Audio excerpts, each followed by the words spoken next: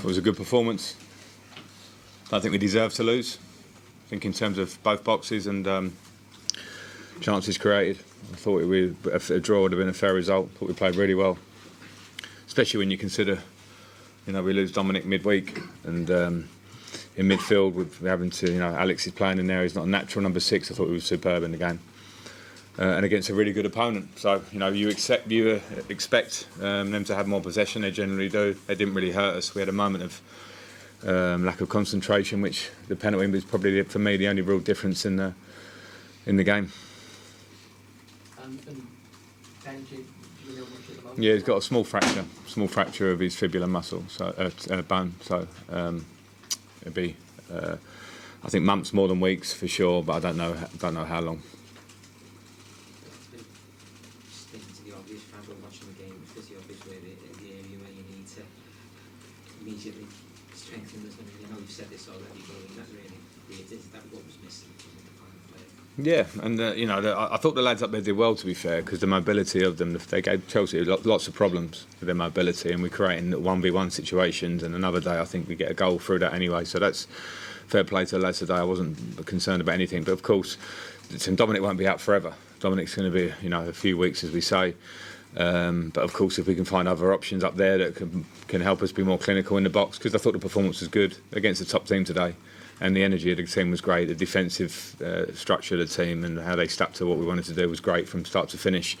And we gave them a lot of problems and couldn't quite get that. Probably had 3 or 4 fairly good chances. That another day, if you score one of those, you don't lose the game. Paddy? Frank, could you maybe talk us through the decision to start Anthony in that central role? I know you had other options. You spoke about Gary the other day.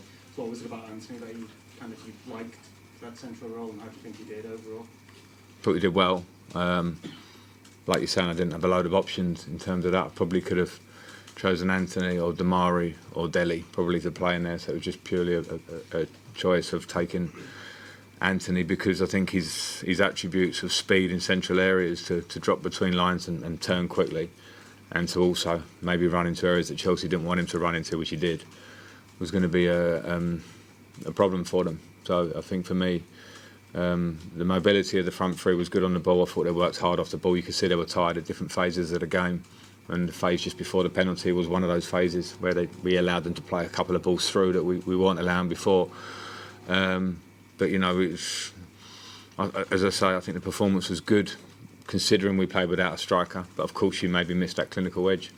And obviously, Alex Iwobi played really well in the number 6 role. What do you see as his best position moving forward? He's obviously really versatile. What do you see as his best position?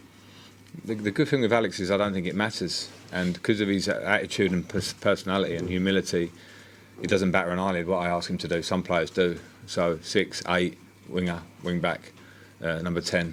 He does them all and does them without needing that much instruction. We gave him and Dukes some particular instruction today because of the threat of Chelsea playing through the lines, and they dealt with it brilliantly, and their energy and their quality. I thought they were both really good in there today.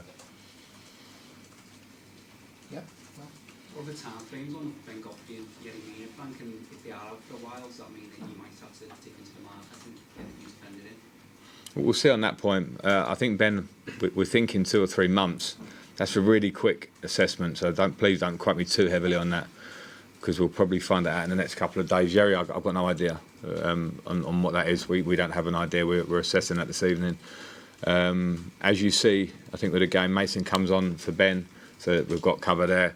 I brought Ruben on to be a bit more aggressive later on in the game. I put Miko left side centre half, so we can work there. Keno's there as well, and Keno's a more than solid member of the squad. So we have options to cover those areas, and we'll have to assess the injuries and in the short term, we've got options to play in those positions. Obviously, Amadou Onana in the stands today. How much can you say on him, and what will he bring to Everton? Well, we're nearly there with it. That's why he's here, obviously. So we're nearly finalised on that one. He's a fantastically talented young player, great attributes.